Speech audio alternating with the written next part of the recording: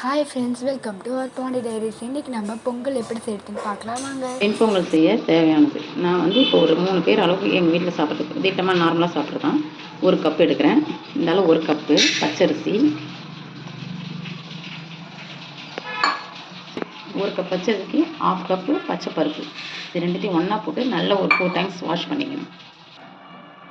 இப்போ நம்ம எடுத்தது 1.5 கப்பு மொத்தம் அரிசியும் பச்சை பருப்பும் சேர்த்து. அப்போ 1.5க்கு 6 டம்ளர் ஊற்றணும்.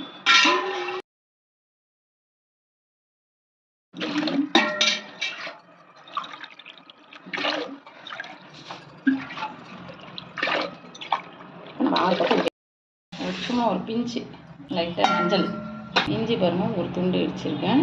இடிச்சதை அதை போட்டணும். பாருங்க இதுக்கு தேவையான அளவு உப்பு.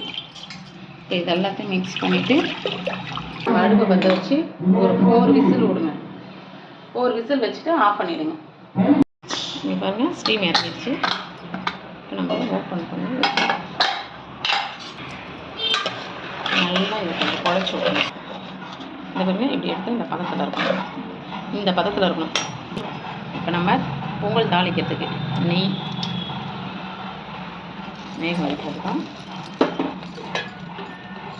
1 ஸ்பூன் எண்ணெய் போட்டுக்கோங்க. எண்ணெய் காயணும். முந்திரி தேவைக்கேற்ப நீங்கள் போட்டுங்க. முந்திரி இருந்தால் போட்டுங்க, இல்லைனா விடுங்க, ஒன்றும் பிரச்சனை இல்லை. முந்திரி, ஜீரகம் 1 ஸ்பூன், பெப்பர் 1/4 ஸ்பூன், இஞ்சி 1 துண்டு, கருவேப்பிலை, ஒரு சில்லி வேணாலும் போட்டுக்கலாம். ஆனால் நான் சில்லி போடலை. கருவேப்பிலை, இஞ்சி 1 துண்டு எல்லாத்தையும் போட்டு இப்படி ஃப்ரை பண்ணுறோம். ஜீரகம் பொரியணும். பொரிஞ்சால் தான் பொங்கலுக்கு நல்லாயிருக்கும். இப்போ நம்ம செஞ்சிச்சு. இப்போ பெப்பர் தட்டி வச்சுருக்கோம். முழுசாக போடலாம். எங்கள் வீட்டில் எடுத்து போட்டுருவாங்க. நான் தட்டி போட்டுருக்கேன். தட்டி போட்டால் யாரும் எடுத்து போட மாட்டாங்க. இப்போ ரெடி. இப்போ எடுத்து நம்ம பொங்கலில் போட்டுக்கலாம்.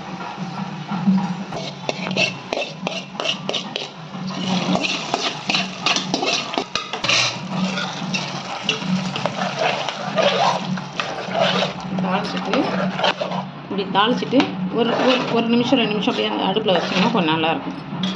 ஆனால் பொங்கல் ரெடி. இதுக்கு சட்னி, தேங்காய் சட்னி, சாம்பார் எல்லாம் வச்சு சாப்பிடலாம். Thank you friends.